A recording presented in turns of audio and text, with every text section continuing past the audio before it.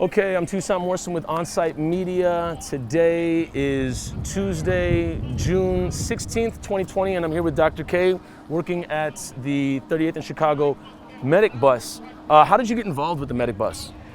One of my friends, who is a mutual friend of one of Bobby Hull's nephews, who was the one who got the bus donated. Okay. Had a call out for help, and I intended to help for about 5 hours. Yeah. And I'm here 14 days later.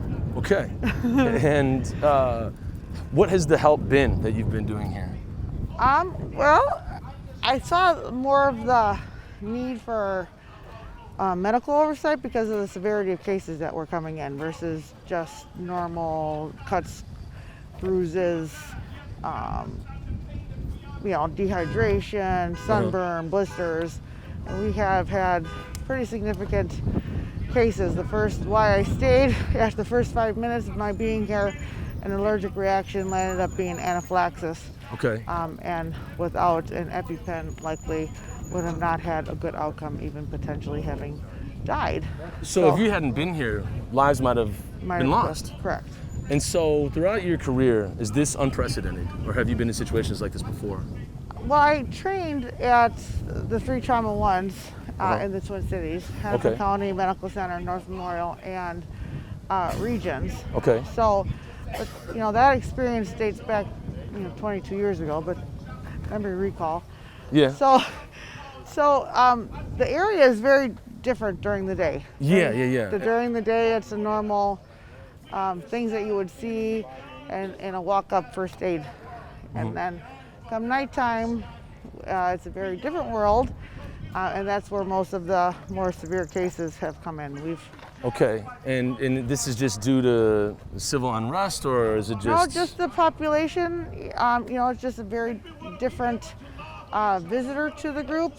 So in total, I think we've had 14 or 15 cases in which somebody could have died or had a very bad outcome. And is a lot of this just just like a community hospital? Essentially, I always said when I first got here it was sort of a MASH level -6 or so, and now we might be at a MASH level -2. Okay. Through the generosity of the community, we've had just about everything donated, minus some of the structural tents and organizing things. Yeah. But the good and bad of that is with everything being donated, if you don't know where things are, you can't access them. Yeah. And so that became an issue because also with all volunteer staff, we don't necessarily have the same role that you would in a clinic or a hospital. And this is something I've been wondering as we wrap up. How can somebody donate to the medic bus or just the medical staff here at the cause that's happening right now? If it's physical donations, we have an area just beyond the bus, north of the bus, that is a trailer that you can donate it at.